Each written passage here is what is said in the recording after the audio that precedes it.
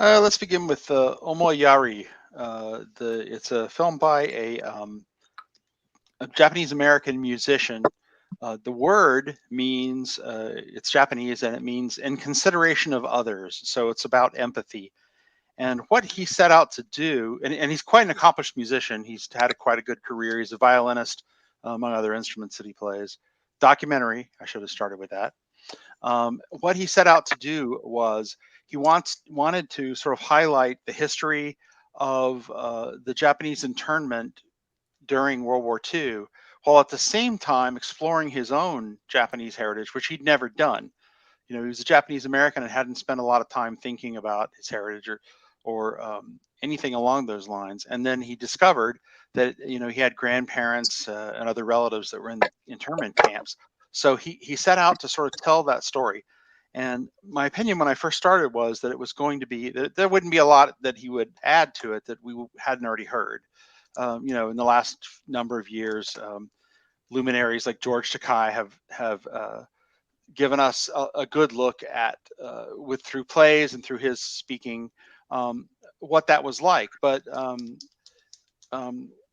the musician whose name is Kishi Bashi, that's sort of his stage name, gives us a look at what that experience was like by going to the locations, telling the story in video, sort of in the background while he's talking, and then going to the locations where the camps were and playing music, playing a concert there. And it sort of gives you a look at it. So you learn a lot, at least things that I wasn't aware of before. For example, one example is people from the West Coast who were used to living their lives, you know, in the relatively temperate climate that you have there, were taken to Wyoming, to some of the coldest parts of the mountains, and put in these camps that they had to build when they first arrived, and to live in these rather extreme environments, because that's the land that the government gave them to set up on, which, by the way, was indigenous land that had been, you know, owned and lived on by the Crow tribe, at least in this one place called Heart Mountain. The Crow tribe was mentioned.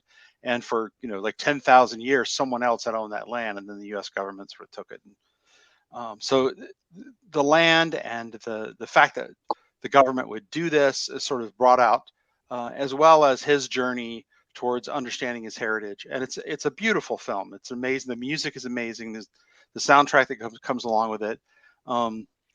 The film, the cinematography of the mountains and the other places he goes to, pretty striking.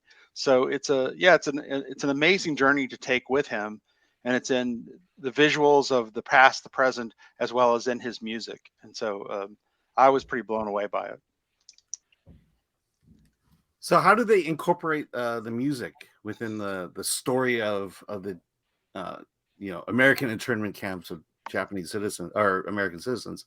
You know, how I guess, is it just like a concert piece, or how does that work? Some of it is live performance that he does at the locations, and some of it's in the background of the old video, you know, and the interviews that he does, and interviews with him as well. You know, he was one of two people that were on the filmmaking team, and so it's sort of threaded throughout.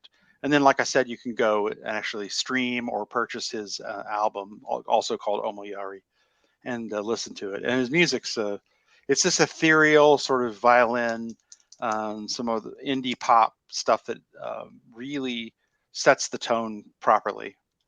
Mm-hmm. And what did you think of the music itself? I liked it. It was not something I probably would have sought out on my own, but in the context of the film, it sort of opened that door for me to give it a good listen, you know, for an hour and a half. And I wound up, I have a streaming service I listen to during the day when I'm working, and I wound up listening to it, you know, a couple of days in a row after I saw the film. So I would highly recommend it, even if it's not necessarily your cup of tea.